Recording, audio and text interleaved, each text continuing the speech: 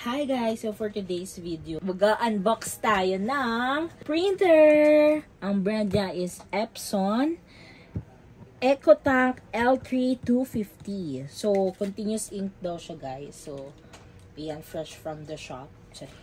So, ito siya. Ang price niya is 10,225. So, ito siya. Ang inclusion niya guys is ito. Ito yung LAN. Yung USB port na isasaksak nyo sa computer, connecting dun sa printer. And then, ito na siya. So, pag bumili naman kayo dun guys, sa SM Cubao pala kami bumili dun sa baba, sa ground floor, malapit sa supermarket dun. Asianic ang shop. Ito yung kasama niyang ink. May kasama na siyang ink guys.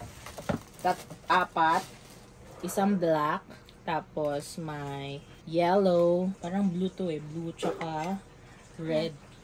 Epson 003. Sabi pag bumili daw ng ink, dapat ganito din yung brand para 2 years warranty to kasi para hindi ma-void yung warranty. Dapat ito lang bibilin. Available daw siya sa National Bookstore, Office Warehouse, ganun. Or dun sa mga bentahan ng mga printer sa SM. And then, kasama yung cord niya. Ayan. Ito yung sasaksakan, guys, na ikakabit natin dito para ma-open. And wireless pala siya, guys. Meron kasing Epson. Ganito din, continuous ink. 3-in-1 siya. Copy or Xerox, scan, at saka printing. So, 3-in-1. Tapos, wireless siya, guys. Ayan. Print, copy, scan. Yan. Tapos wireless siya or pwede i-connect sa wifi. Makaka-print ka na kahit using your phone, laptop. Tapos pwede siyang i-connect din sa desktop. Ito siya guys. Oh, ang ganda. Oh. Ang ganda niya. Oh. Sabi daw guys, ito yung bestseller din Epson tsaka Canon. Pero kasi ang Canon guys na continuous ink ay mas mahal daw ang ink. Ito yung recommend na best for printing kasi mura yung ink niya, lalo na sa black. 250 pesos lang daw to. And ito mga colored is 275. Maraming available sa market or sa online. Basta yan Epson. Mas marami na mapiprint yan guys. Thousands na daw of pages sabi. So ito siya guys. So ito yung cord niya guys. Ayan. Connect nyo lang dito sa likod ng printer. So, para i-open siya guys, yan, nakakonect na siya sa cord. Pindutin nyo lang to. Yan, para mag-on. Para i-open pala guys yung ito sa ink. Open nyo lang yan. Tapos, angat nyo lang to.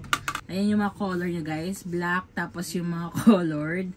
So, yan. Sabi, kapag daw maglalagay ng ink, hindi mo na daw dapat pisilin to. Kusa na daw siya pag ginanon mo. Hindi mo kailangan pisilin. Kasi matigas din siya guys. So yun. Tapos actually nilagyan na yan nila doon ng ink. Ganyan lang. Tapos nandito makikita guys yung level ng ink niya. Ayan. May level yun. Dapat hindi aabot ng pinakababa. Pag nag 1 bar na yan, dagdagan mo na. Ganun. So ito guys, yung support niya sa baba pagka print para pag nahulog yung paper, ganyan. Eto, tanggalin mo lang to kasi sticker lang yan. So, pag binuksan mo daw kasi to, ayan, pag binuksan nyo guys, iaangat lang. Tapos, pag ilalak, bakit pa bubuksan ng ganyan? Pag kunwari nag-paper jam lang guys, baba mo lang. Ay, may lock kasi dyan yan. So, pag nag-paper jam, itaas mo lang yan, dito mo hugatin yung papel. So, ito yung support ng papel guys. Yan, nasa na yung paper para magpiprint na tayo. Tuturuan ko kayo kung paano mag-print using your phone. Pwede din sa laptop. Pero phone muna tayo guys. Ayan, ito. Lapit ka. Ito, ibig sabihin yan, power. Pindutin nyo lang. Pag i-on, pindutin mo lang din ng ganon pag i-off. Ibig sabihin yan, na wifi niya. Pwede sa wifi. Tapos, wala na, na-setup na nila guys to kasi dun sa shop. Kaya wala nang gagawin. Pwede na doon i-print. Basta i-download yung software na Epson doon sa cellphone mo or laptop. Yung Epson L3 250 driver. Yun yung i-download mo para maka-print ka. Kasi install mo yun sa device mo. So, dun pala guys, after i-setup, ibibigay sa inyo yung password pala guys ng printer. May password yan para kasi hindi ma-open ng iba at mag-print sila. Baka kasi pag-tripan tayo, diba? So, may password yan guys. Kasi continuous, ano yan eh. So, ito yung download nyo guys na application sa App Store or Play Store, Epson Smart Panel. Ayan, download nyo lang. Then, ito yung app guys. So, para makapag-print ka using your cellphone, Android or iPhone, yan, download nyo lang yan. And then, may makikita ko yan, agree nyo lang. Yan, basahin nyo lang yan. Pero okay nyo lang. And then, next, while using the app na lang. Or kahit nga hindi kasi location na tayo. So, searching product, hinahanap niya yung device natin, which is itong Epson. Pero nakasara kasi. So, buksan nyo. Dapat nakabukas siya. So, don't show mo muna yan. So, i-connect nyo muna guys sa Wi-Fi. Hanapin nyo yung Epson. Ayan, direct Epson guys. Tapos, yung password is yung binigay nung nasa shop. Kasi, inaano na nila yan guys eh. Parang calibrate ata. Parang siset na nila. So, bibigyan kayo ng password ng printer. So, pag na-connect na guys, balik ka sa app and then, yan na guys. Pagka-connect mo pala guys sa Wi-Fi, dun sa pinaka-Wi-Fi ng cellphone mo, i-connect mo din dito sa Epson Wi-Fi. Yan o. Connect already on a Wi-Fi. Yan, ayun yung series. Dapat may ma-search tayong ano. Pipindutin mo. Ayan, direct Epson. Yan na siya guys. But could not connect. Ulitin lang daw pag ganun. So hanapin nyo lang pala guys yung printer. L3250 series pala tayo. L3250 series pala tayo. Kaya ayan dapat yung hanapin natin. So, nag-complete na siya. Okay mo lang. Okay mo lang yan kasi ready na yan eh. So, punta ka lang dito. Ayan, may print, scan, tapos copy. So, print tayo. Print document. So, actually guys, pag nag-print ka naman, pwede mong i-set yung mga ano. Ayan, print lang. Tapos, ayan yung short settings niya. May print, paper size, meron kung anong paper. Yan o, pindutin nyo lang yan guys. Tapos, merong print quality, ganyan. Color ba or black. Ano. So, hanapin nyo guys kung ano paper para mag-fit siya. And then, start lang.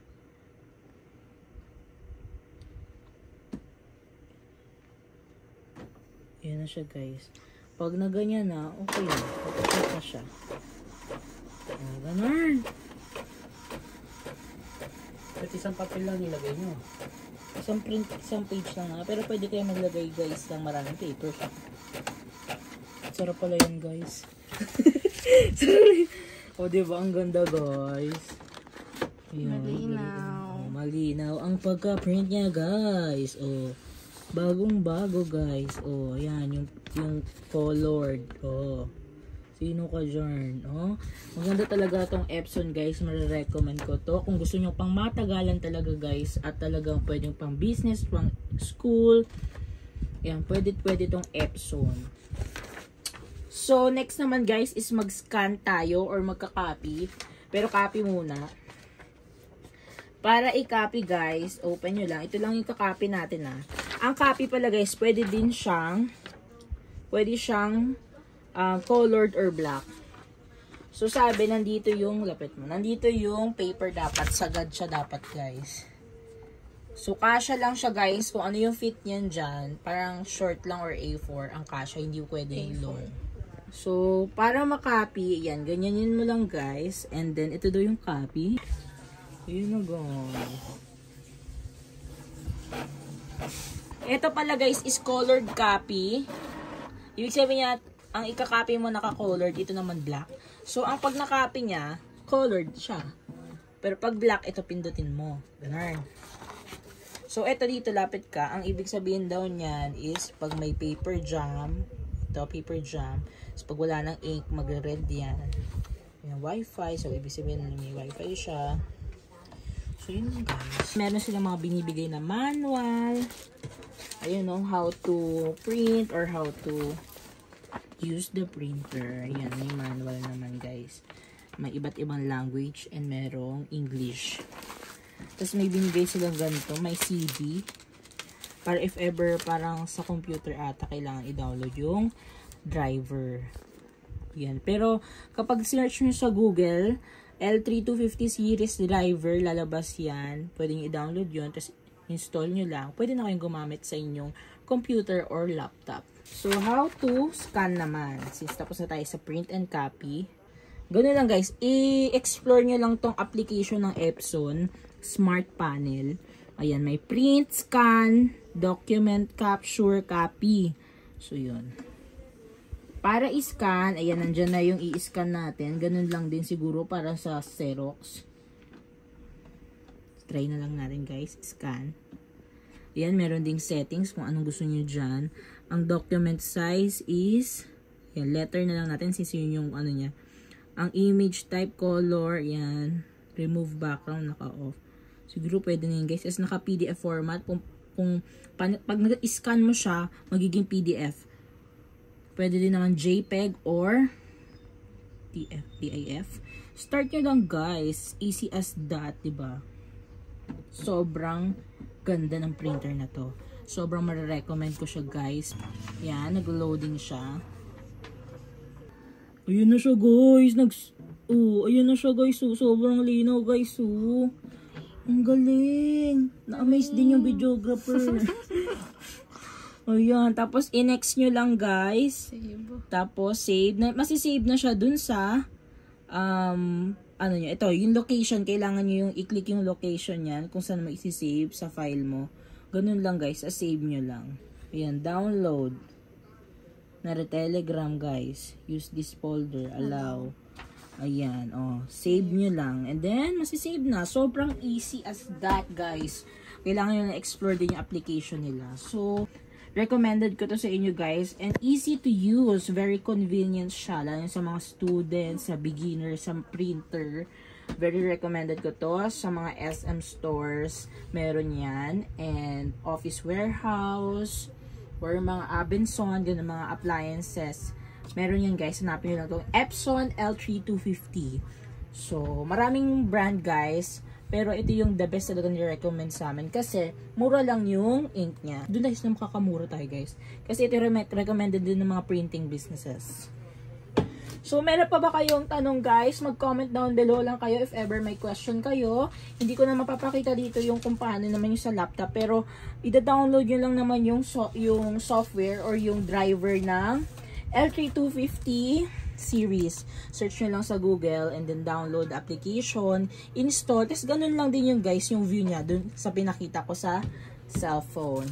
So, yun lang guys. Thank you so much for watching. I hope nagustuhan nyo yung video na to and may natutunan kayo how to use this printer and yeah, and how to print, copy, and scan. Thank you so much guys for watching. Please like and subscribe and comment down below if may questions kayo. See you again in my next video. Bye!